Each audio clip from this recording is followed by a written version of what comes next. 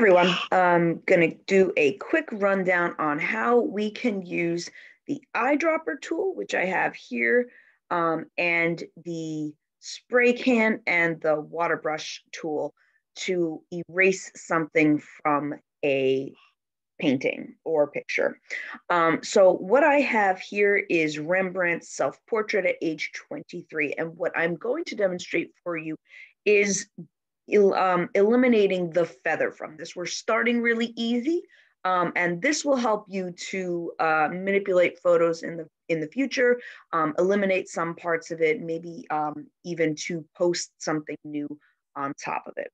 So you can download this. I have this uploaded on Unified Classroom. You can find it however is going to be easiest for you. I pretty much downloaded the image and then I inserted it onto a new canvas. So what I'm going to do is I'm going to select the eyedropper.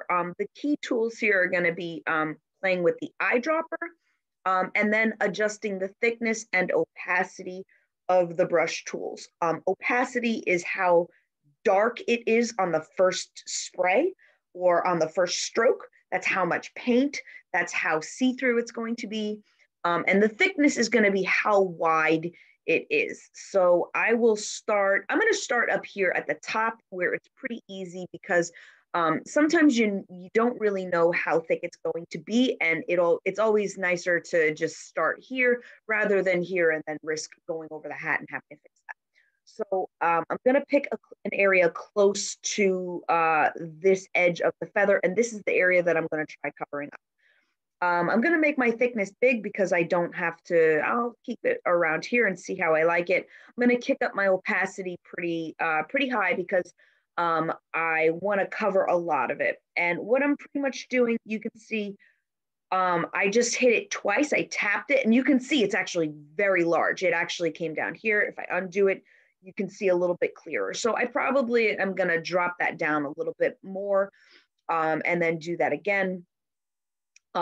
However you find it to be easier is going to work for you. If you want to run your hand holding it down, or if you want to tap.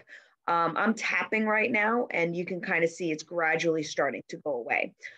It does get a little bit darker over here. So I'm probably going to go in with my eyedropper and select it again. As I get closer to the hat, I'm probably going to go a little bit smaller just so that it blends in. I'm going to show you how to make these transitions here a little bit smoother so that they're not as stark and they're not as obvious. And so you'll notice that even though this background is pretty uniform, it does get a little bit lighter and darker in some spaces. And the more it changes, the more you're definitely gonna use the eyedropper to kind of match it so that it doesn't look as stark. As I get a little bit closer to the hat, I'm gonna be a little bit more careful with this. And I'm going to be a little bit more purposeful. That's why it kind of helps to just tap it a little bit. You'll see the more I tap it, the more it does get kind of into that, into the hat, and we don't want that to happen. So we might want to go a little bit smaller with the thickness, and zooming in is really going to help here. And then you can see now I'm holding it down as I brush. It is a little bit pixelated, but that just happens as you zoom in. So I'm gonna get in as close as I can. That's probably about as good as it's gonna get.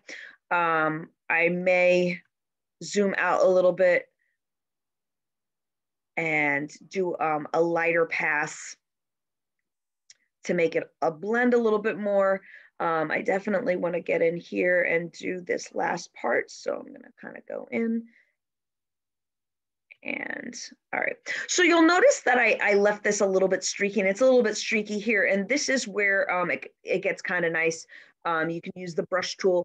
The brush and the spray can have pretty much very, very similar attributes. You can get the same. I've done this before using the spray can. I've done it using the brush tool. It's really a matter of taste. And I just kind of go back and forth between what I use, but they do have very, very similar qualities. And so if I want to get rid of this, I want to make it not look as obvious that I just covered something up. So what I'll do is I'll probably, I'm going to drop my opacity down a little bit, and maybe I'll make my, my thickness a little bit, oops, we don't want to do that.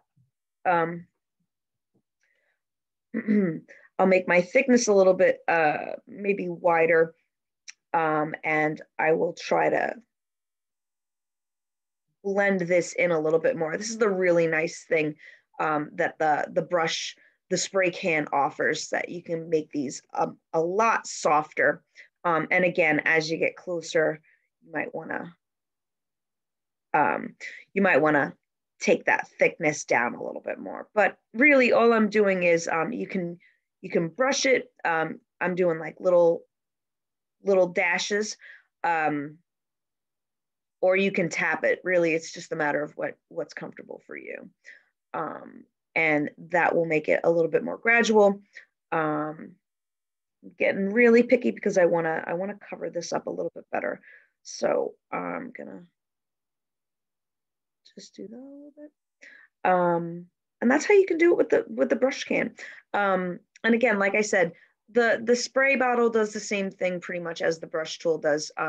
It's really a matter of comfort. So you can kind of see if I tool this up a little bit. Very, very similar effect. I'm just kind of blending this background a little bit more, just so that you guys can see. But really, the key is going to be in adjusting the eyedropper whenever the background changes, whenever the background gets a little bit lighter or a little bit darker, and adjusting your thickness and your opacity. I usually start small when I'm close to a hard line, and then I will gradually drop my opacity down as I want to blend the colors a little bit more. So I hope that's helpful, and I hope this helps you in the future when you're doing your photo manipulation. And this is your classwork assignment. So if you need any help, you can always just let me know. I hope this video helps.